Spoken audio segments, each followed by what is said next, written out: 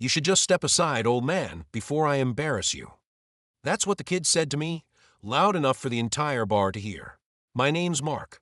I'm 52, and I've been through things this boy couldn't even imagine. Tours overseas, firefights that left scars on my body and soul.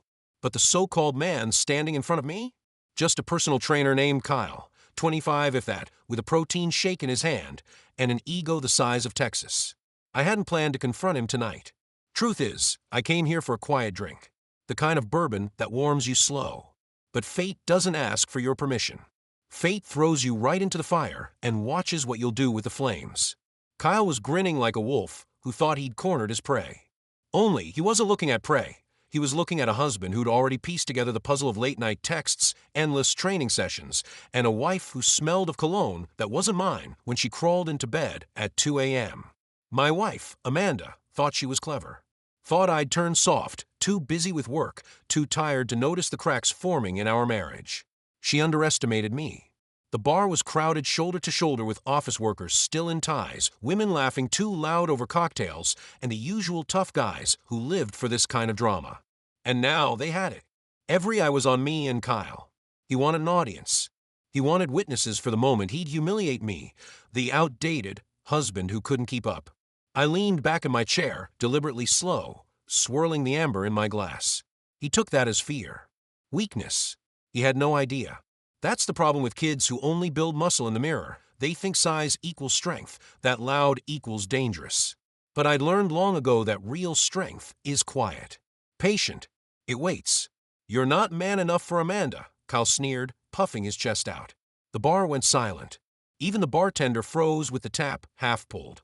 The kid wanted to put me down in front of strangers, turn me into a punchline. He had no clue that he was already the joke. I set my drink down carefully, never taking my eyes off him. My heart wasn't racing. My hands weren't shaking. I'd been in ambush zones where one wrong twitch meant you didn't live to see the sunrise. This was child's play. Are you finished? I asked him, my voice steady but low. That only made him louder. He barked about how Amanda told him I'd lost my edge. How I didn't take care of myself anymore. How she deserved better. Each word was designed to cut, to turn the knife. The crowd gasped, leaning closer, phones already out. Recording. And still I didn't move. Not yet. I studied him, the way he shifted from foot to foot, the way his jaw twitched every time he mentioned Amanda. He was insecure. Overcompensating. A boy pretending at manhood. And me? I'd been preparing for this the moment Amanda started hiding her phone face down at dinner. I leaned forward just an inch, just enough for him to see the look in my eyes. Not fear. Not retreat, but the kind of calm that only comes when you've already decided how the night will end. Son, I said quietly, you've already lost. The hush in that bar could have split the air in two.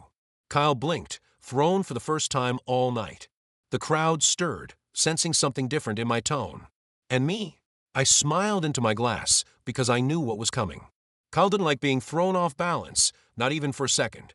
His smirk faltered, but he quickly plastered it back on like a mask, puffing his chest and raising his voice so everyone could hear.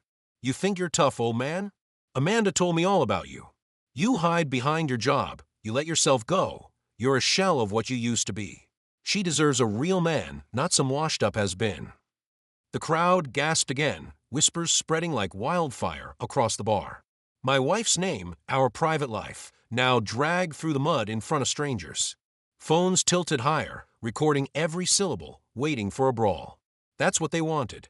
Violence sells better than truth. I knew better than to give it to them too quickly. Patience had always been my greatest weapon. I stayed seated for another beat, fingers tapping the rim of my glass, watching him circle like a caged dog desperate to prove himself. He mistook my stillness for weakness again. They always do. He leaned down close enough that I could smell the artificial vanilla of his protein shake on his breath. She said you don't even touch her anymore. That you've forgotten what a woman needs. His voice was low, meant to stab, but his eyes betrayed him. He was trying too hard. He needed me to break. That was his mistake. I set my glass down, slowly stood, and adjusted my jacket. The difference in height wasn't much. He was broad, yes, but all bulk and no foundation. I'd seen men like him fall faster than dominoes when real pressure came down. My voice cut through the tension like a blade. You're very proud of yourself, Kyle. But here's the thing. You don't understand the difference between being looked at and being respected. Amanda may have looked your way, but respect? That's earned, not flexed into existence. He laughed too loud, trying to cover the crack forming in his confidence. Respect? Is that what you tell yourself when she comes to me instead of you? The bar roared. He'd gotten them on his side, or so he thought. I let him have that small victory because it was the last one he'd see tonight. I took a slow step closer, so close that the laughter dulled into silence. You want to embarrass me, son? Go ahead. Swing first. Let all these people see what you've really got. His eyes flickered to the crowd, then back to me. He couldn't back down now, not after all that chest thumping. He needed to prove himself. He dropped into a fighter's stance, one I recognized instantly. All weight forward, chin exposed, knees stiff. Amateur. He'd learned it from YouTube videos and thought it made him dangerous. I tilted my head, almost pitying him. Go on, I whispered. Show me. He lunged, a wild swing aimed for my jaw. To him, it was strength. To me, it was a gift. I shifted half an inch, felt the air cut past my ear, and nudged his shoulder just enough. Momentum did the rest. He stumbled hard into the edge of the bar, sending a tray of glasses crashing to the floor. The crowd erupted, half in shock, half in laughter. Phones flashed. Kyle's face burned red, but he scrambled back up, shaking it off. Lucky dodge, he spat. I didn't answer. I simply adjusted my stance, rolled my shoulders, and waited. He came again, this time lower, going for a tackle like some college linebacker trying to impress the cheerleaders. Predictable. I sidestepped, guided his weight with a gentle push, and watched as he slammed shoulder first into a bar stool, the wooden legs snapping under the force. The room howled, people clapping, jeering, cheering like it was Friday night entertainment. Kyle's breathing had changed already. He was sweating, frustrated, not used to failing in front of his audience. He wiped his mouth, spotted the blood on his lip, and his eyes darkened with panic.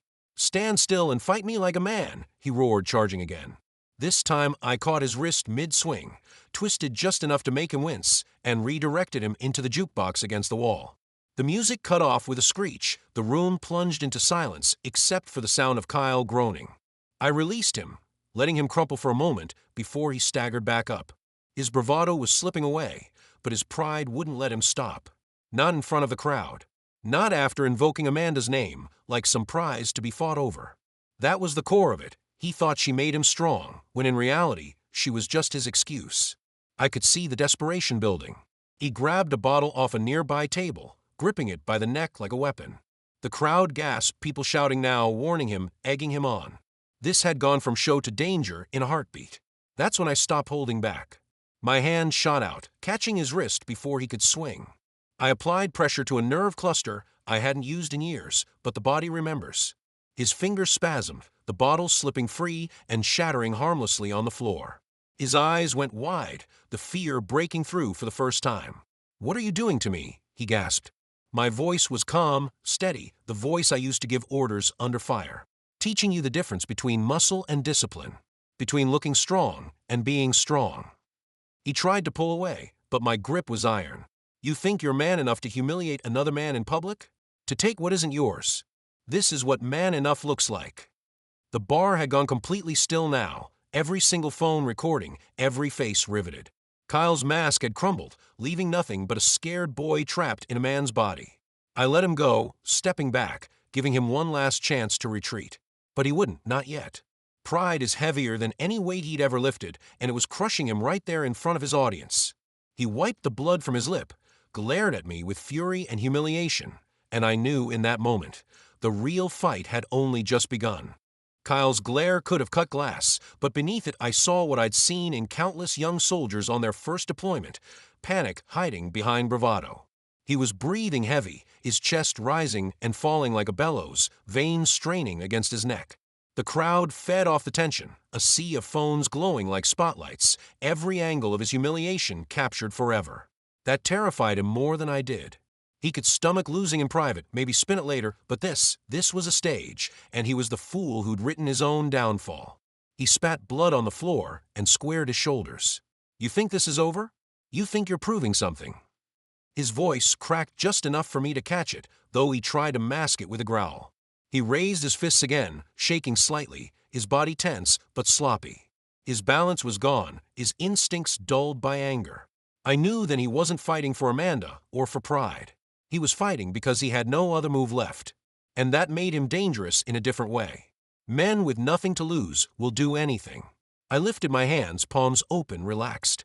My stance was calm, but my eyes locked onto his every twitch. He circled, feinting left, then lunged right with another wild swing. I stepped inside his range, close enough to smell the sweat and desperation rolling off him, and whispered, "Too slow." Then I used his momentum, guiding him past me, letting him stumble into a table of onlookers. Drinks splashed, chairs scraped, curses filled the air as people leapt back. Kyle shoved off the table, face red, eyes wild. The laughter that rippled through the bar sliced deeper than any punch. That laughter was his undoing. "Shut up," he screamed at them, his voice cracking again, pointing at the audience like they were the enemy. But they weren't. I was.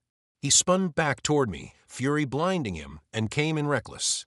This time I didn't move aside. I met him head on, caught his wrist, and with a twist and a push, I sent him spinning onto the floorboards. The crack of his shoulder hitting wood echoed sharp and brutal. The crowd gasped. He grunted, scrambling up, more stubborn than smart. I almost felt sorry for him. Almost. Amanda had fallen for this? For this boy who thought muscles equal manhood? That told me more about her than it did about him. My marriage hadn't been stolen. It had been abandoned, traded in for protein shakes and ego. The realization should have hurt more, but standing there watching Kyle flail, I felt nothing but clarity. He charged again, this time trying a football tackle at my waist. Predictable.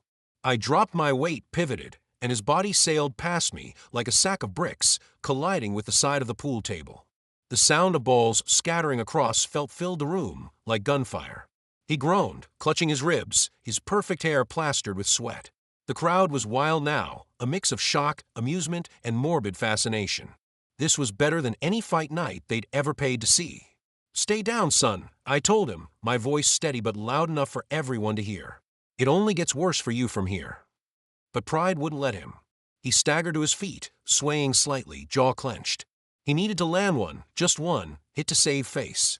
Without it, he'd be nothing but a joke, a viral clip that ended his reputation forever. "You don't get it," he shouted, his voice hoarse.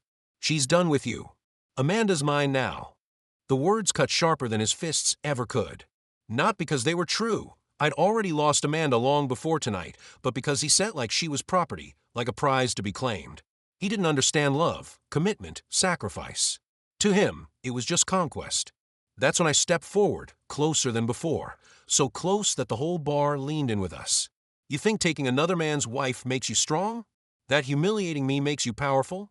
Son, you have no idea what power really is." He swung again, desperate.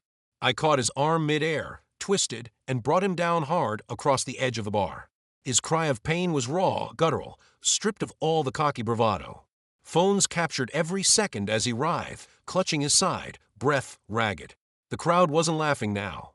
They were silent, transfixed, watching a boy be dismantled piece by a man who hadn't raised his voice once. He looked up at me then, eyes wide, fear finally breaking through the arrogance.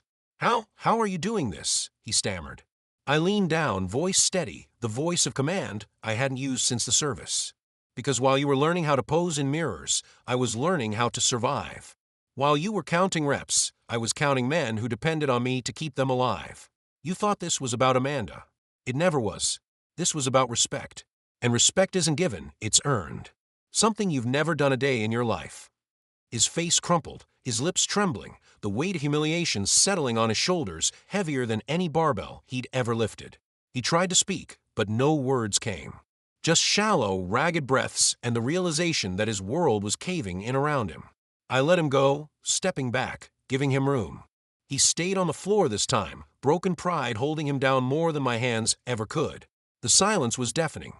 Every eye in the bar, every glowing phone screen was locked on us. The night had shifted.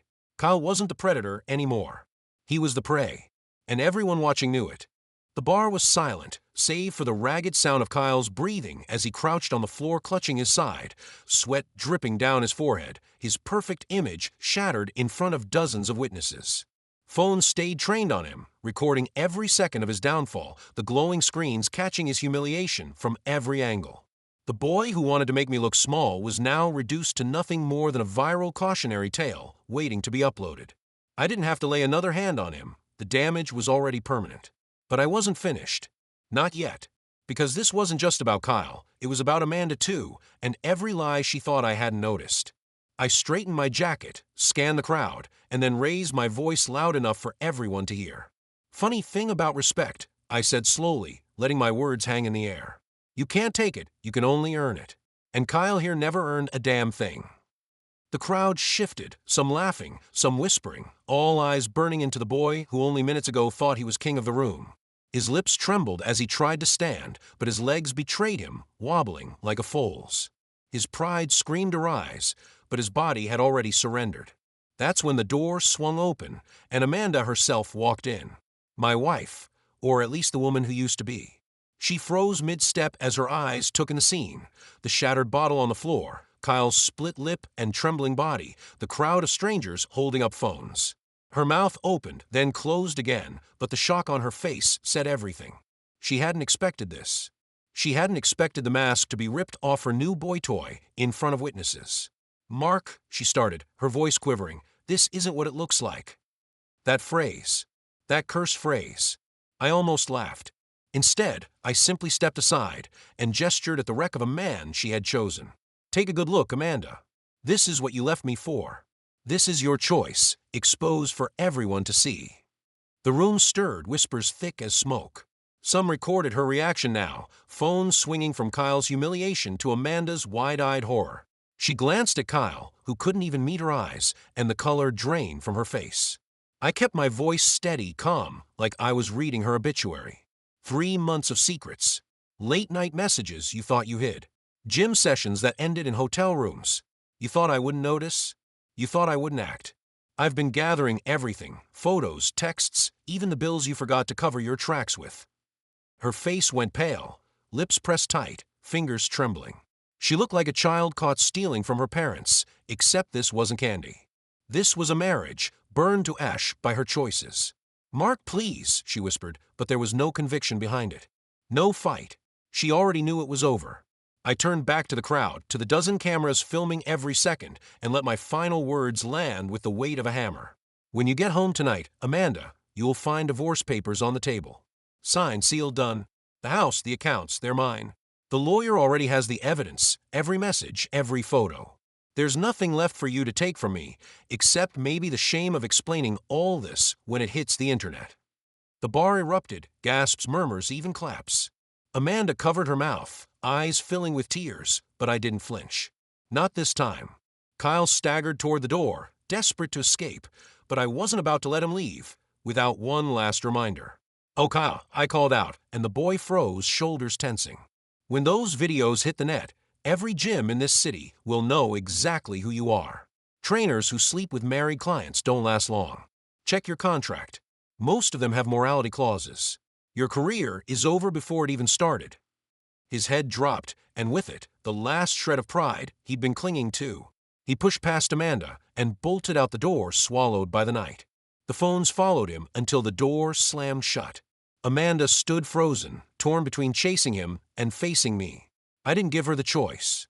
I walked past her, each step slow, deliberate, the crowd parting like a tide. She reached out, fingers brushing my arm, but I pulled away. "Don't," I said sharply, not even looking back. "You made your choice. Live with it." At the bar's exit, I paused, turned to the stunned manager who'd been too shocked to move all evening, and handed him a card. "Next time, hire better staff. And maybe invest in more liability insurance." Then I stepped out into the cold night air, leaving behind the gasps, the whispers, the shattered remains of a marriage, and the broken pride of a boy who thought he could replace me. 6 months later, I sat in my new apartment, coffee in hand, watching the morning news when I saw it. The viral videos of that night had spread across the city, then across the country. Kyle had become a meme, the poster child for arrogance undone, his fitness career destroyed. Amanda? She tried to fight for scraps in the divorce, but the evidence buried her case. She ended up alone, her reputation as fractured as the vows she broke. Me? I started running again, eating better, living lighter. For the first time in years, I wasn't carrying the weight of lies. I had peace. True peace. And every time I looked at the mountains on the horizon, I remembered that sometimes strength isn't about fighting. It's about patience, about letting the guilty write their own punishment. That night in the bar, Kyle and Amanda thought they had won. But in the end, the only thing they won was the right to live with the consequences of their choices. And that, to me, was victory enough. If you've made it this far, don't forget to hit that subscribe button and drop a comment below. Tell me, what would you have done in my shoes?